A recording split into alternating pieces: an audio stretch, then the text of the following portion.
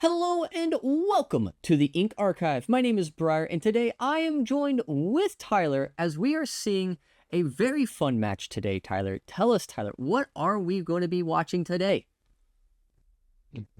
Today I believe we have Blurple versus Amber Steel aggro. These lists are not uncommon to people if you've been paying attention to seeing it all. These deck lists are interesting.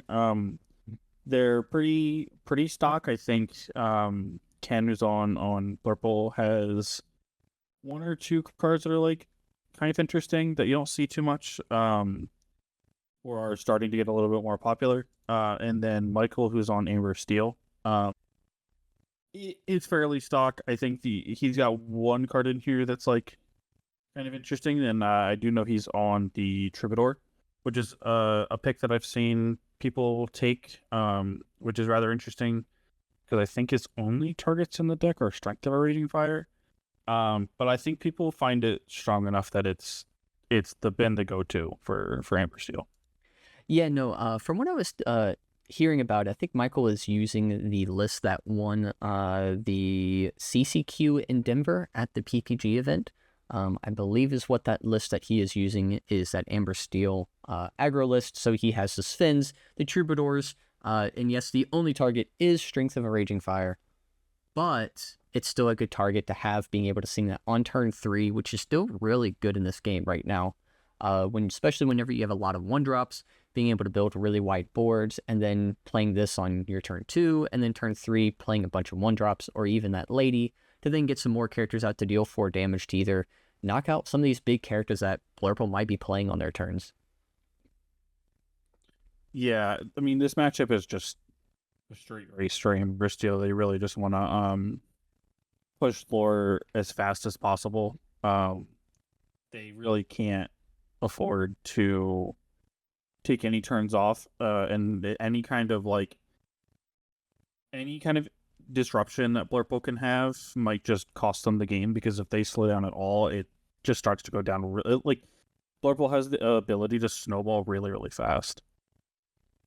Yeah, no, Blurple can definitely just snowball quickly, and I've seen it pretty happen really quickly, and it's a rough snowball. If you don't get quick wins with Amber Steel, it can be rough.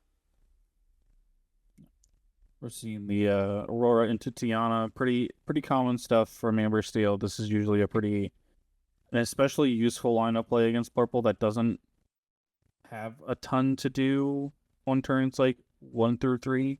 They're looking just to sail and then hope to hit their 4-drop.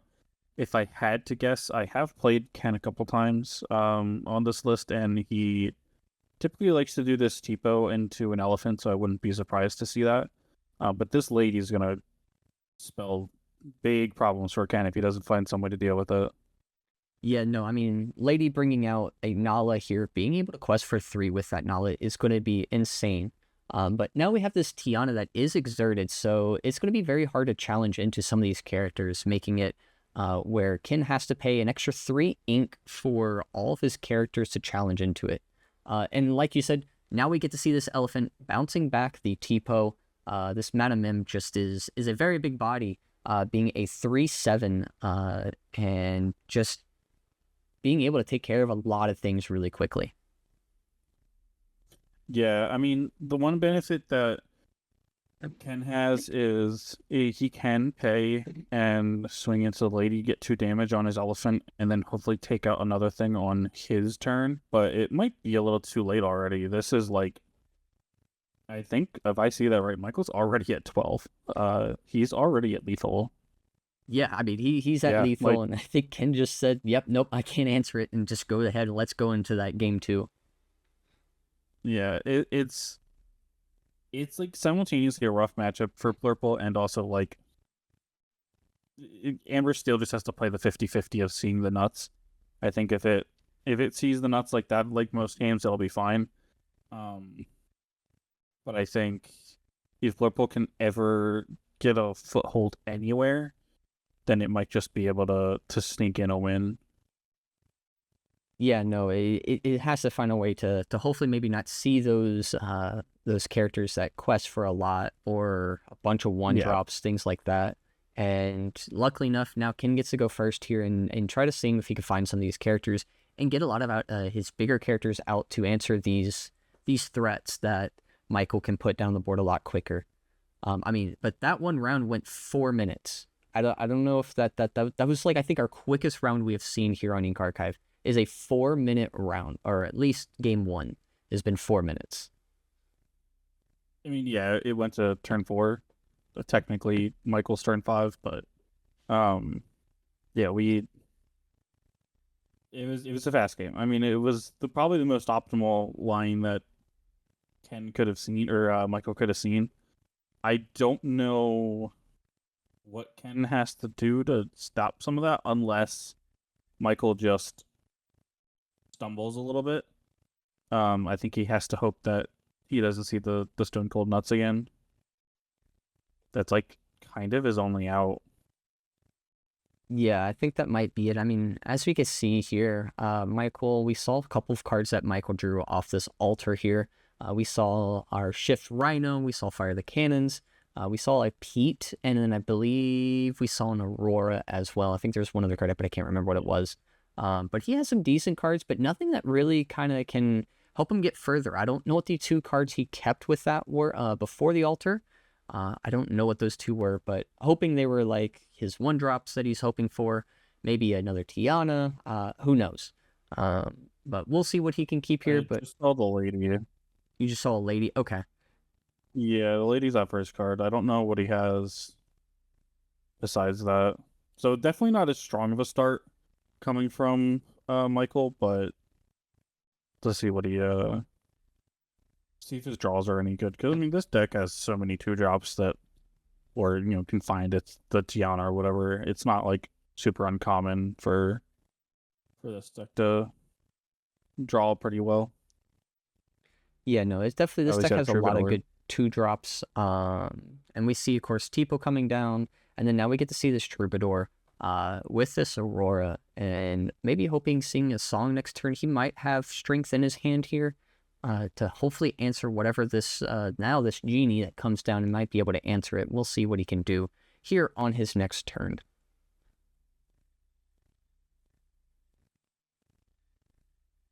See what happens here. He's probably just gonna play the lady if he has another 2-drop in his hand. It looks like he has a dock as one of the other cards in his hand. We do see the lady coming down, and then we get to see this dock here. And then, of course, now this Troubadour gets to sing the Strength of Raging Fire, knocking out this genie, which is really good. Yeah, I mean, the only problem that he has now is like um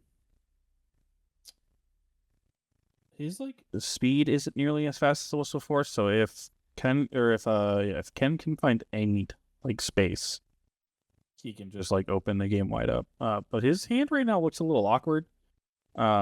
With his bell that's not going to do anything. He's got a Dumbo that can't really do a whole lot. I think he's hoping to add up to 10 cost on the board so he can sing that second star. Is what I would guess right now. But even that might be a little slow. Yeah, he might be a little slow here. I think he have our big Elsa shift in there.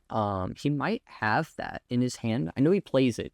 But he might have it in his hand, and if he does, this could help bringing down some of these characters here, making it so that they can't ready up and quest for the next turn.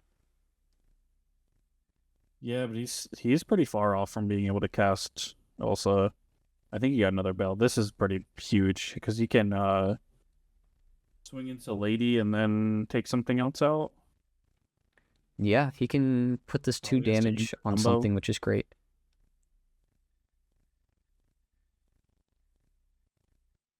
I think he just has to take out the. He just takes whatever can take out something. So if he takes the Aurora, takes the Milan, either one is reasonable there. Did he ink the Dumbo? Yes, he did. Okay. He has enough to sing. Oh, now he doesn't. I was gonna say he did have enough to sing Second Star, which was like relevant. Yeah, he does have enough, but he might be able to do something else here next turn. I think he's just trying to ramp up to get this Elsa out and trying to make it so these characters can't quest. Is from what it looks like here. I mean, he is at 6 ink here. He's only 2 away from bringing out this Elsa.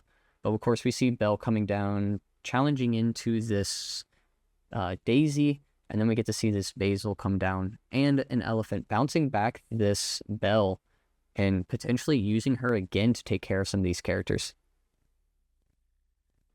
Yeah, I mean, he knows he has the bell in his hand, so he's not gonna play into it, but not playing into it also is, like, sitting here doing nothing is pretty bad for Amber Steel. This is, like, the opening that Ken really needs.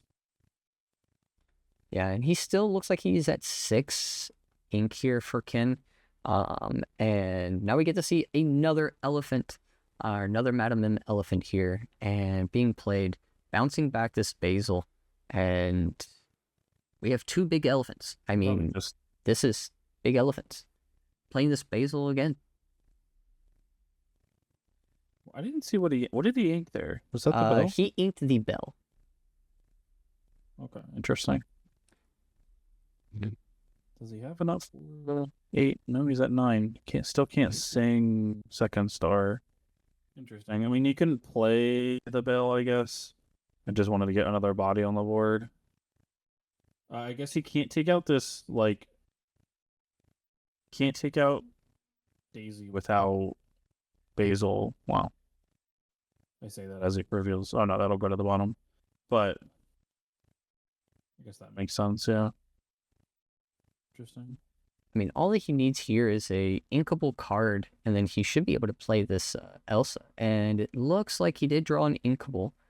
He does have the sail that can be inked, so he can play this Elsa to exert, basically keep 2 of these characters exerted, keeping that Daisy exerted, and probably keeping that Troubadour just so it can't sing a song in case, if he does get to draw a strength, which we do see 2 in the discard, so there is a chance that he can grab 2 more. And we do see Elsa. We're exerting the Rhino, or no, reading Rhino. No, I think he is exerting it. Is he exerting it? Okay. Yeah, he's just turning him upside down so he knows that they're not unreadying.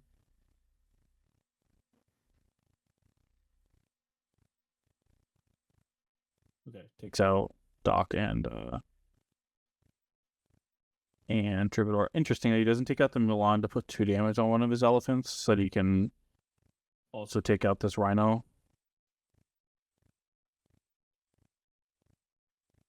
I wonder if he's maybe trying to save some of that damage. He might be saving it. I mean, we do get to see here that he gets to move this 1 damage to this Mulan anyway, which is nice, and then moving this other 1 damage to something else, which can be really good, taking out 2 characters, taking out 1 character, or maybe just putting both damage on 1 character. We see that on that Troubadour here. Now we get to see, of course, all these characters readying up to just quest and go through and just challenge characters. So now we get to see this Daisy being challenged by this elephant, and then the other elephant challenging and banishing the Mulan here. Elsa is just sitting here ready to quest. I mean, she can come in, just quest for 3 or challenge, and we see it challenging, clearing out the board. So now he's not afraid of any shift targets. He's not afraid of any songs, and we only have 1 card in hand for Michael, which is looking a little rough here. Yeah, I mean, he can. Ken also has the opportunity to sing second star, so this is going to be extremely hard for Michael to come back into this game with no cards in his hand. He's already seen a Doc, so he's only got 3 left in the deck, and the deck just doesn't have any other ways to draw right now, unless he gets to go Milan into it. But this second star probably seals up the game. Yeah, no, definitely being able to get this sung for free, and then drawing a bunch of cards, and now be able to play those cards, looking for other things to help build his board a little bit wider, is very, very game-breaking here. As we can see, there's a lot. He's just going to be digging through and just finding those right pieces to build this board wider, and making it harder for Michael here to pretty much answer it. Yeah, like he never gets to actually play the game ever again, really. Because I know you grabbed a big Elsa too, so anything that Michael plays is just gonna get frozen for probably eternity.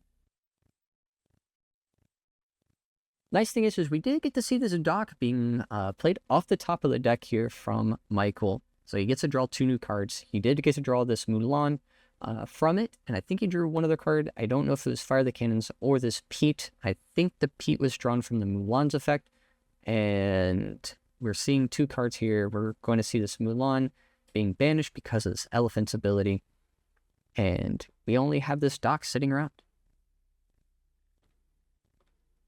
But ain't sticking around for long with this Elsa. 5th Spirit's coming in, tapping it, and challenging into this. Questing with the Basil to give it enough strength to take it out, and just probably quest with the rest of the team. Has a he doesn't have enough for that. I think he can ink and then play Genie. Yeah, there he goes. And then just quest with the rest of the team to try and close out this game before anything bad happens. Yeah, I mean, we're sitting here at 13 lure to 17. I mean, we see Ken coming back from literally nothing all the way up here to back to 13 and controlling this board, while we see Michael here pretty much have nothing, and he knows it and goes ahead and lets starting into game number 3. Yeah, that's kind of what I was talking about. It's like the stumbling of Amber Steel. It's just like, if Ken can find any foothold, the game goes really sideways for Michael. But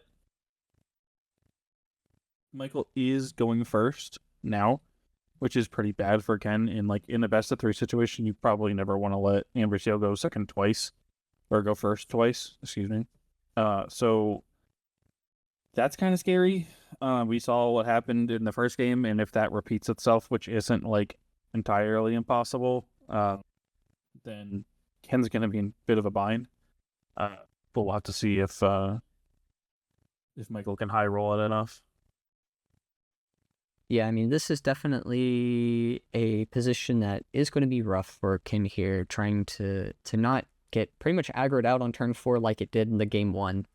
This is going to be a rough spot. He's hoping he doesn't get to draw any of that, and Ken's just going to go, all right, I can get these cards like he did the last game and just find that foothold of controlling some sort of board here against this aggro deck, and hoping the best and seeing what we can do.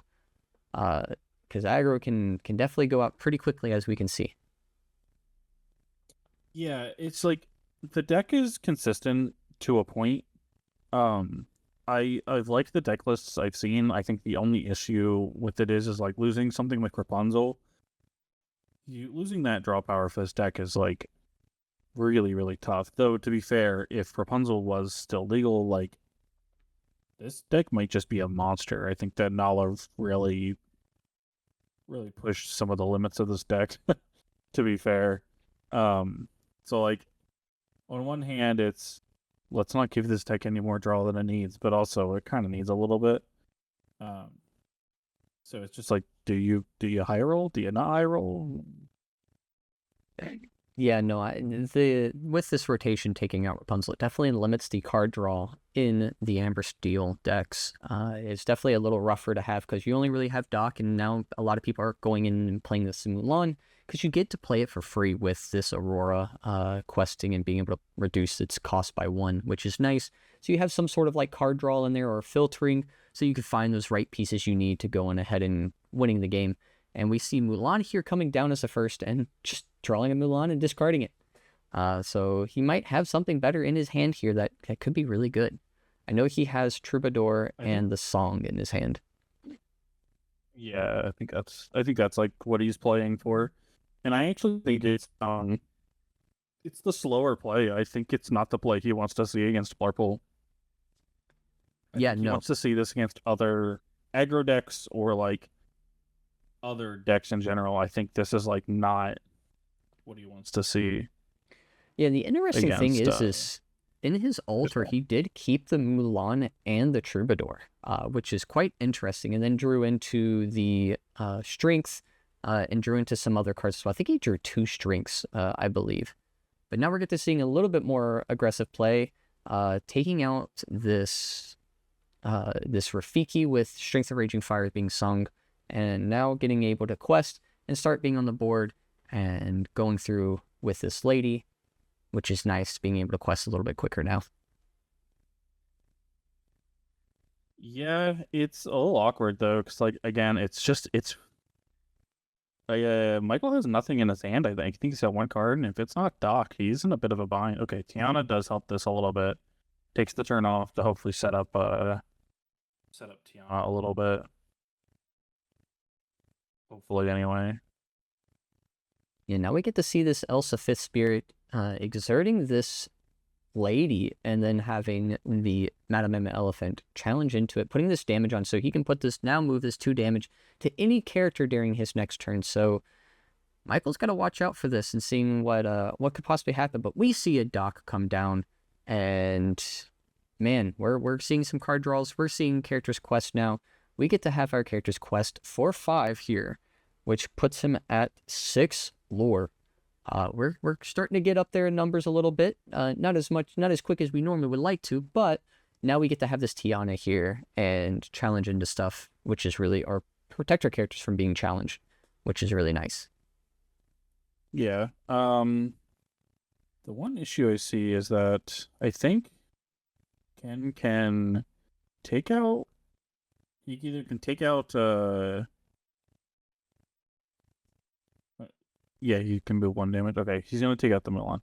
Because he has an Into the Unknown in his hand. And I think he's probably just gonna use that on Tiana. And then use Elsa to take something else out, maybe? Doesn't have enough strength. I think he's probably got to sing the Into the Unknown with the Elsa since he can't take anything else out. But neither can this Madame Mim, I think, right? Because they have resist 1. Yeah, everything has resist 1. Well, not everything. The 2 Troubadours have resist 1. So sending in the elephant here to challenge into it, puts. I'm trying to figure out how did he get that extra damage on there, or he moved the 1 damage, didn't he? To that? No, he didn't. How did he get the damage? No, he didn't. He moved the Milan. I'm not sure how that. I don't know how that Troubadour got hit. Very interesting. But we do get to see this Pluto come down myself. Yeah, but we get to see this Pluto, which is not bad. Immediately takes the damage from. Yeah, I mean, it immediately takes the damage from Mim, so it's immediately gone here, but it's done its job, I guess. It did a little bit of its job, yeah. Well, we're seeing our characters here questing here and going through.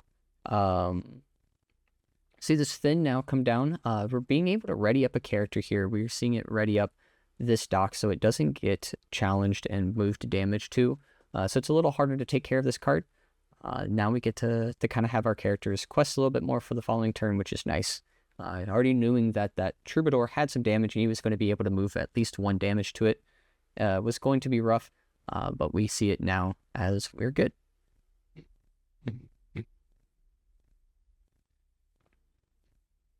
What is I'm sorry, I can't exactly see what Michael is at.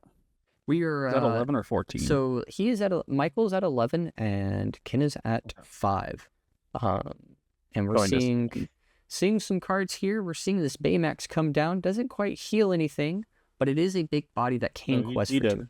Oh, did he heal something? Oh, okay. I didn't see what he drew. He had the Elsa. Oh, okay. Also went to 7 and then now it's going to 13.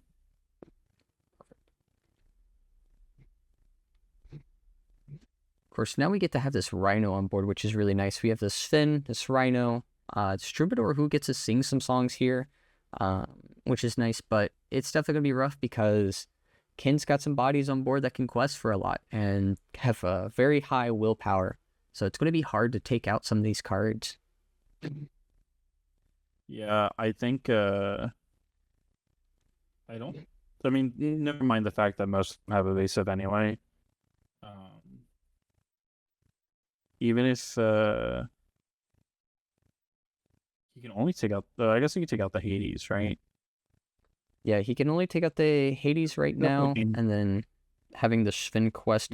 But Okay. I mean, Ken was looking at lethal on board, having all those characters on there, so he had to get answered at some point. Well, I think he still has lethal, unfortunately. He's short by 1. Well, yeah. 1, 2, 3, 4, 5. He's 6. Yeah, but if he just swings the Elsa and then quests with Baymax, he heals the 2 off of Elsa. So I think he's got it. You know what would be even better is 3, if he 4, shifts 5. this Elsa.